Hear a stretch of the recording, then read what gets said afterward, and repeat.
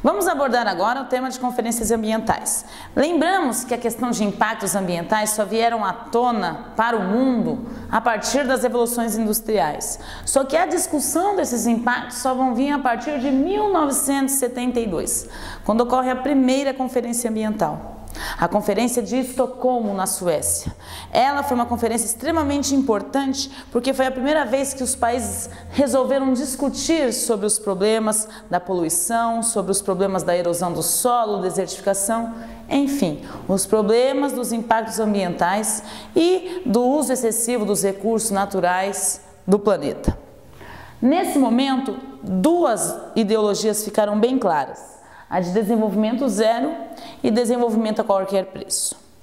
A de desenvolvimento zero era uma teoria defendida pelos países desenvolvidos, que colocava que os impactos estavam no seu limite e, portanto, os outros países não poderiam mais se desenvolver. Lembremos que o desenvolvimento está muito atrelado ao crescimento econômico e, consequentemente, à industrialização. Então, nesse sentido, os países desenvolvidos colocaram que os países subdesenvolvidos não podiam mais ter crescimento econômico e não podiam se industrializar.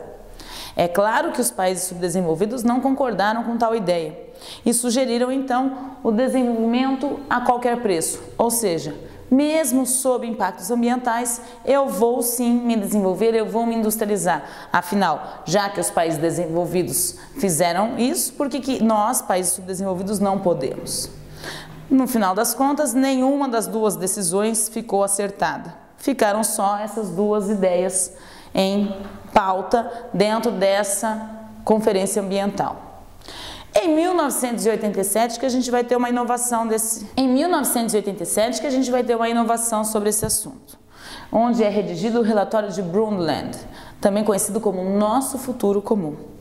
Esse relatório traz à tona o conceito de desenvolvimento sustentável. O que seria esse desenvolvimento sustentável? Seria aquele que atende às necessidades do presente sem comprometer as necessidades das gerações futuras. Ou seja, há um limite para o desenvolvimento e para a utilização dos recursos naturais. E esse limite deve ser respeitado para que eu não use aleatoriamente os recursos e não sobre para as gerações futuras. Ou seja, eu não preciso ter grandes lucros e exacerbar o uso dos recursos naturais. Eu devo usar somente para as minhas necessidades. Dentro desse conceito, se prevê as mudanças nos hábitos de consumo, onde as pessoas devem consumir apenas o que precisam e não necessariamente exacerbar o seu consumo por status, por exemplo. Onde a cada ano todo mundo troca de carro, não precisaria, ou de celular, sim, porque são tecnologias ainda válidas. Então, a ideia era ter um limite mínimo, utilizar um limite mínimo para conciliar com a preservação ambiental. E o grande desafio da humanidade, então, é conciliar o crescimento econômico com a preservação ambiental. Por quê? Porque o crescimento econômico ocorreu em vias da industrialização, da utilização dos recursos naturais em grande escala, ou seja, para se obter o lucro. E a ideia, então, é tentar se desenvolver, crescer economicamente sem comprometer o ambiente. E essa é a grande dificuldade, tendo em vista que a industrialização prevê exatamente o consumo em larga escala. Por isso que o conceito de desenvolvimento sustentável, ele é discutível. Há alguns pesquisadores que colocam que ele é impossível até, porque o crescimento econômico ele ocorre em vias da industrialização e em vias do uso exacerbado dos recursos naturais. E a preservação ambiental é exatamente o contrário disso, é manter os recursos naturais, sim? Alguns ideais, como reservas extrativistas, por exemplo, conciliam o desenvolvimento sustentável, ou seja, o crescimento econômico com a preservação ambiental. Você tem a sustentabilidade da população local, que utiliza, por exemplo, das castanhas do Pará, regionais, e também tem o desenvolvimento econômico e a preservação ambiental ao momento que eles vão repondo esses recursos que eles utilizam. Então, o que acontece é que não tem como ter um crescimento muito grande econômico em vias da preservação ambiental, mas a sustentabilidade é possível, né? Só que sempre em pequena escala, são pequenos projetos que acontecem e essa é a grande dificuldade, porque no mundo a gente trabalha em grande escala, são grandes empresas, grandes explorações de petróleo, grandes transnacionais, sim? E ao momento que a gente trabalha localmente, aí sim é possível, né? Então, apesar de alguns pesquisadores não concordarem com tal ideal, a gente percebe que algumas experiências locais, sim, isso é possível, ok? Tendo aprendido os conceitos de impactos ambientais e as principais consequências desses, vamos agora entender as conferências ambientais, ou seja, quando esses impactos começam a ser discutidos pelas grandes entidades do mundo. Vejam, os impactos, eles sempre aconteceram, mas de uma forma mais lenta, não tão forte quanto após a Revolução Industrial, ao momento que nós temos a obtenção dos recursos naturais muito rapidamente da natureza. Mas a discussão sobre esses impactos só vai vir em 1972, quando ocorreu a primeira Conferência Ambiental. Esta conferência foi realizada em Estocolmo, na Suécia, e dois paradigmas ficaram bem claros nesse momento: o dos países desenvolvidos e o dos países subdesenvolvidos. Os países desenvolvidos defendiam um conceito de desenvolvimento zero. Isso queria dizer que os impactos tinham chegado num limite e, portanto, nenhum outro país poderia crescer economicamente, desenvolver-se, e deveria acabar ali. É claro que os países subdesenvolvidos, que eram pobres e que tinham interesse em se desenvolver e crescer economicamente, não concordaram com tal posição e sugeriram a ideia do desenvolvimento a qualquer preço, ou seja, nós vamos nos desenvolver, independentemente se há ou não impactos ambientais envolvidos a partir desse crescimento econômico. Esse é um conceito bastante complicado porque são duas posições diferentes. Ao momento que você está como país desenvolvido, obviamente você já está acomodado com o desenvolvimento e com o crescimento econômico e já se industrializou. Então, é claro que você iria partir da ideia do desenvolvimento zero, onde nenhum país mais poderia chegar ao seu nível. E é claro que os países pobres jamais concordariam com isso ao momento que eles eram pobres e que a industrialização era uma forma vista como crescimento econômico e melhorias de condições de vida. E é claro que se você estivesse num país subdesenvolvido, pobre, você teria como ideal o desenvolvimento a qualquer preço. Por quê? Porque você é um país que não se desenvolveu e você pretende, tem perspectivas de melhores condições de vida que vêm a partir do crescimento econômico via industrialização. No momento, esses dois pensamentos ficaram definidos entre os países desenvolvidos e subdesenvolvidos, mas nada foi definido. A inovação vem mesmo só a partir de 1987, quando é redigido o relatório de Brundtland. Esse relatório, também conhecido como Nosso Futuro Comum, ele tem uma inovação porque ele traz o conceito de desenvolvimento sustentável, que até hoje nós perseguimos, que é o conceito que coloca que o desenvolvimento vai atender às necessidades do presente sem comprometer as necessidades das gerações futuras. Ou seja, eu tenho um limite para a exploração dos recursos naturais. E esse limite, ele deve ser utilizado para atender às nossas necessidades e não exacerbar essas necessidades. E não ter o uso desenfreado dos recursos e a obtenção dessas matérias-primas de qualquer jeito e em grande escala. Pelo contrário, eu tenho que ter mudanças nos hábitos de consumo para que você tenha... Pelo contrário, eu tenho que ter mudanças nos hábitos de consumo para que você atenda somente às suas necessidades, sem comprometer as necessidades dos nossos filhos, netos, bisnetos, tataranetos e assim por diante.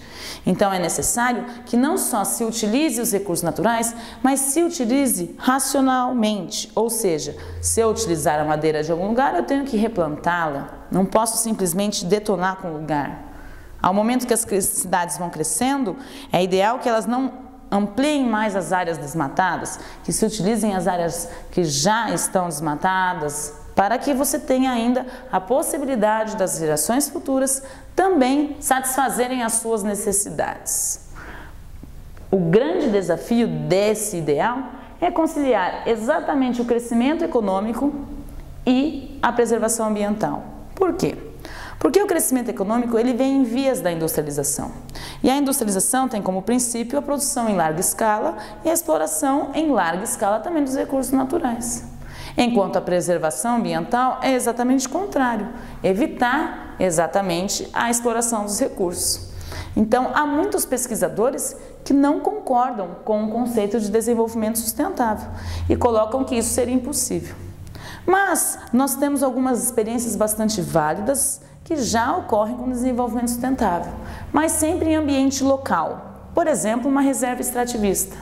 Ali você tem a preservação do ambiente, porque os extrativistas utilizam a castanha do Pará, mas sempre a replantam. E há também uma sustentabilidade econômica, apesar que, claro, não é de um grande crescimento, de grandes riquezas e grandes status.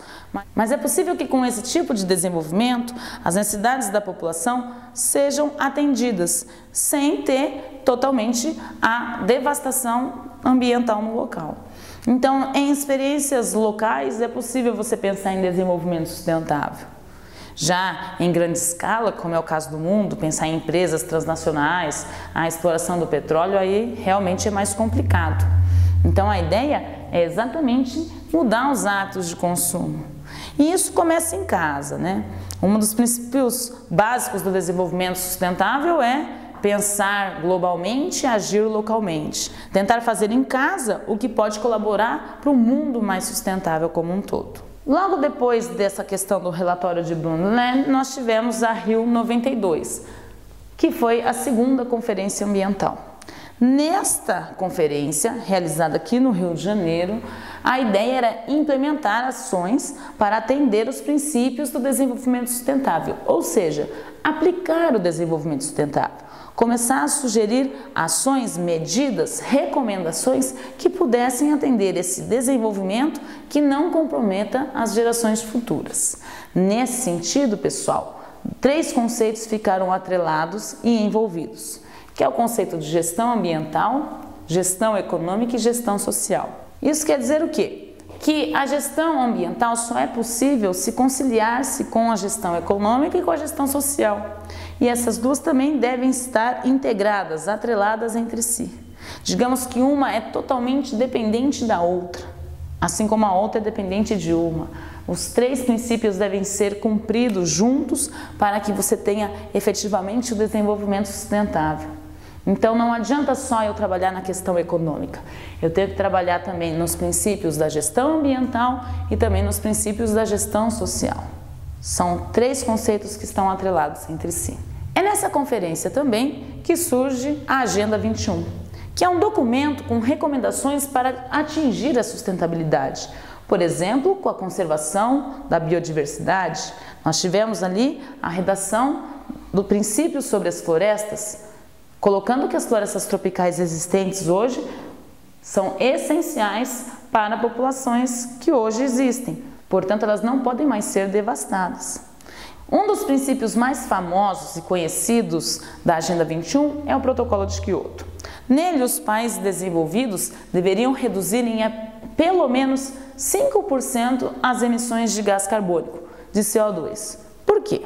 Porque o CO2 é um gás de efeito estufa. Ele colabora para o agravamento do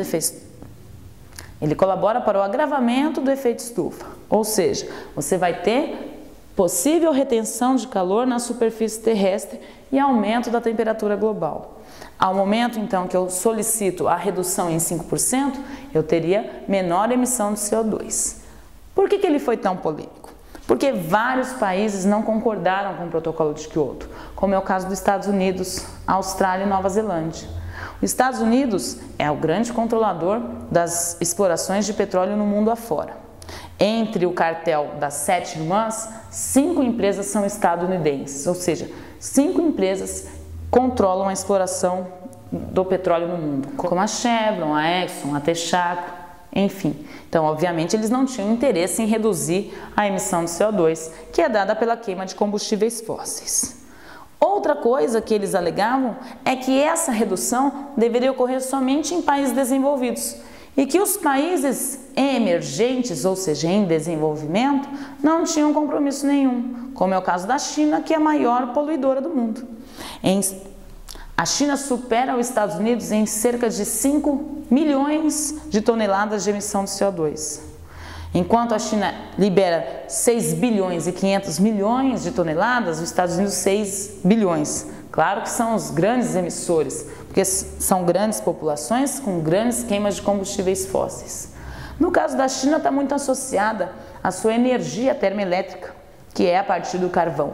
77% da energia chinesa vem de termoelétricas movidas a carvão. Então, obviamente, eu tenho uma grande emissão de CO2. Quanto aos Estados Unidos, sem dúvida, a queima do petróleo, por meio das suas termoelétricas também, e por meio da circulação de seus automóveis, veículos em seu território. Então, é o segundo maior poluidor.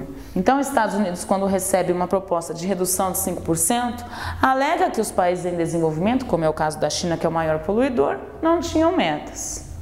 Nesse momento, então, cria-se o conceito de Mecanismo de Desenvolvimento Limpo, também chamado de MDL. Nesse sentido, nós temos um meio para incentivar o uso de tecnologias mais limpas. Um dos meios do MDL é o crédito de carbono.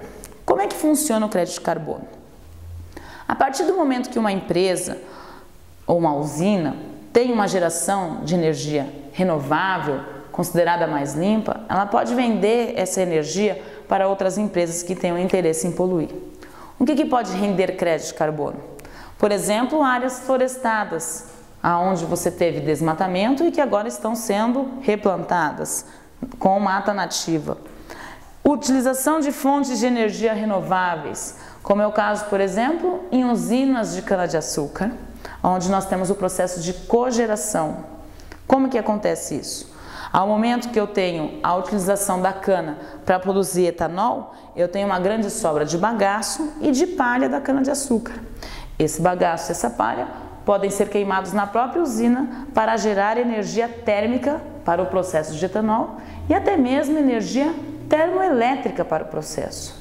Ou seja, a usina ela não utiliza energia da rede, ela faz a sua própria energia a partir de um resíduo, que é o bagaço, que é a palha de cana e que ia ser disposto na natureza sem nenhum tratamento. Ao momento que eu tenho então a utilização de um resíduo, eu tenho a possibilidade de vender crédito de carbono. Conservação e eficiência energética também podem render crédito de carbono. Ao momento que eu prolongo, por exemplo, a vida útil de uma usina. Teoricamente, ela teria 70 anos de vida e ela foi repotencializada para 80, 100 anos, ótimo, eu vou ter a produção de uma energia que não estava prevista a partir de uma fonte renovável. Então, eu posso vender em crédito de carbono. Esse mercado ocorre na Bolsa de Valores e os principais vendedores de crédito de carbono são os países emergentes: China, Índia, Brasil e México. A ideia é você criar um mecanismo de desenvolvimento limpo, ou seja, um mecanismo onde os países desenvolvidos vão pagar os países subdesenvolvidos para utilizar energias renováveis, para ter maior eficiência energética, enfim, para preservar suas áreas florestadas, ou seja, é um mecanismo econômico-financeiro que faz com que os países desenvolvidos banquem os países subdesenvolvidos a preservarem os seus recursos. Ainda assim, é econômico-financeiro, ele não acaba com os impactos ambientais, mas é uma forma de você estimular os países subdesenvolvidos a gerar uma energia ou manter os seus recursos de forma mais sustentável. Portanto, é ainda válido.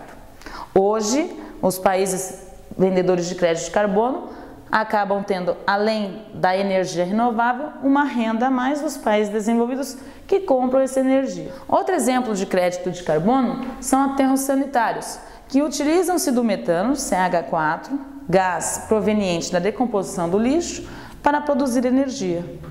Esse gás, ele é inflamável e ele também é tóxico. Ao momento que eu utilizo ele para produzir energia elétrica, eu deixo de emiti-lo à natureza e estou aproveitando um resíduo que ia com certeza colaborar na poluição atmosférica e também ia colaborar como gás de efeito estufa. Então vamos supor um aterro sanitário que tenha 30 megawatts de produção de energia, pode vender esses 30 megawatts no mercado da Bolsa de Valores em crédito de carbono para países desenvolvidos interessados. Então, nos Estados Unidos, se você tem uma petroleira ou uma siderúrgica que quer ampliar e poluir mais, e ela já está na cota, no limite máximo de poluição, ela pode comprar o crédito de carbono vendido por um país subdesenvolvido, como é o caso do Brasil. De qualquer forma, a poluição não está evitada, muito menos o impacto ambiental. Mas eu estimulo os países subdesenvolvidos emergentes que estão em crescimento a utilizarem fontes alternativas. Então, é uma maneira interessante de você tentar conciliar e tentar conquistar o desenvolvimento sustentável. De qualquer forma, a mensagem é sempre aquela: pensar globalmente e agir localmente. Esses projetos de desenvolvimento sustentável acontecem em pequena escala, em grande escala é muito complicado. Por quê? Você tem muita gente envolvida, mas em pequena escala com certeza pode ser efetivo e nós podemos estimular fontes renováveis como a eólica, a solar, que com certeza a longo prazo vão ser mais eficientes e podem garantir uma segurança energética à população, assim como colaborar para os princípios de desenvolvimento sustentável, ok? Então é isso aí, ficamos por aqui e até a próxima aula.